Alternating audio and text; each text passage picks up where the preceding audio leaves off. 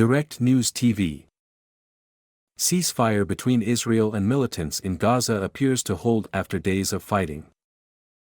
Gaza City, Gaza Strip. A fragile ceasefire between Israeli forces and militants in the Gaza Strip appeared to be holding Sunday after a 5-day clash that killed 33 Palestinians and 2 people in Israel. The latest round of Gaza fighting was sparked Tuesday when Israeli jets killed 3 top commanders from the Islamic Jihad militant group in response to earlier rocket launches from Gaza. Those killings set off a barrage of militant fire, and the conflagration threatened to drag the region into another all-out war until an Egyptian-brokered ceasefire took hold late Saturday.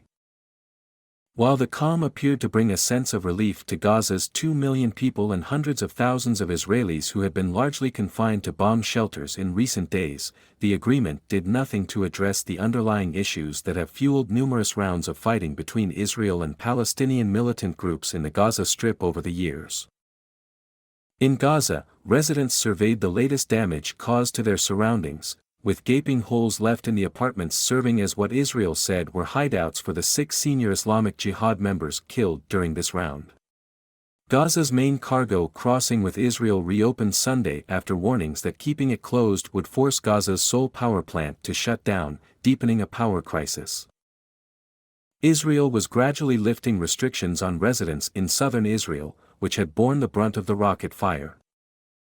Israeli officials expressed satisfaction with the latest battle, having killed at least 6 members of Islamic Jihad's top brass in what it says were pinpointed strikes based on solid intelligence. But at least 13 of those killed in Gaza were civilians, among them children as young as 4 years old, as well as women.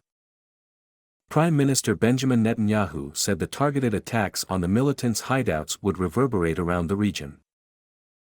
Israel's enemies in Gaza and much farther than Gaza know that even if they try to hide, we are able and prepared to reach them at any time, he told a meeting of his cabinet.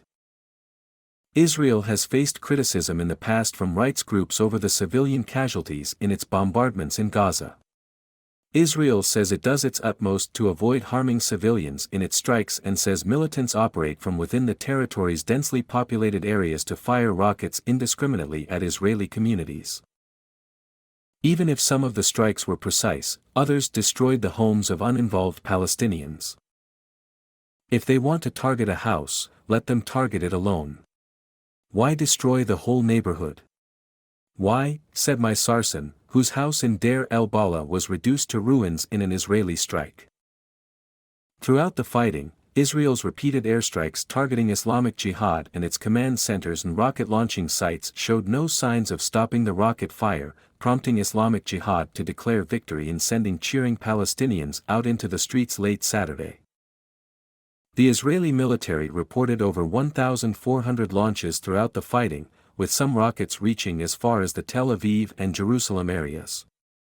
Israeli jets struck more than 400 targets, according to a preliminary military tally, which also showed about a fifth of the rockets were misfired and landed in Gaza, while most of the rest were either intercepted or landed in open areas.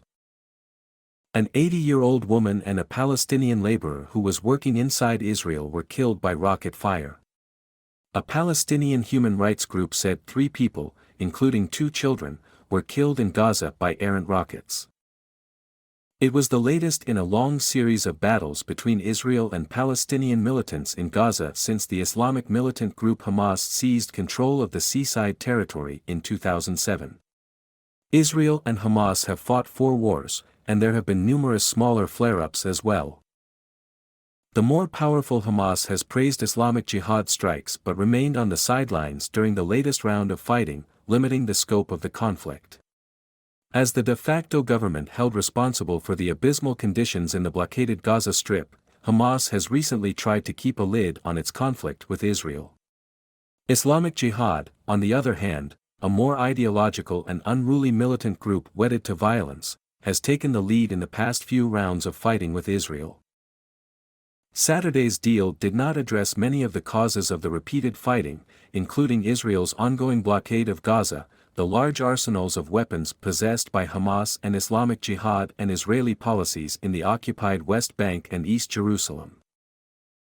The Gaza violence came after more than a year of fighting in the occupied West Bank, where the Israeli military has been staging near-nightly arrest raids and Palestinians have carried out repeated attacks.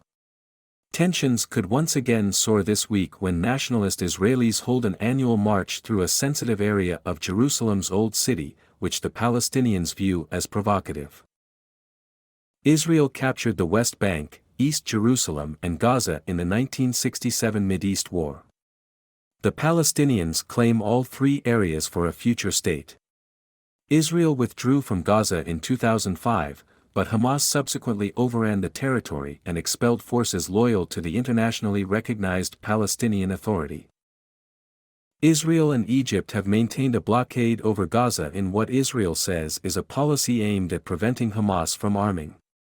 The Palestinians and international rights groups say the policy, which restricts the movement of people and goods in and out of Gaza, amounts to collective punishment. My name is Kingsley. Please like, share, subscribe and hit that notification bell so you can be the first to be notified whenever we post. You won't regret it.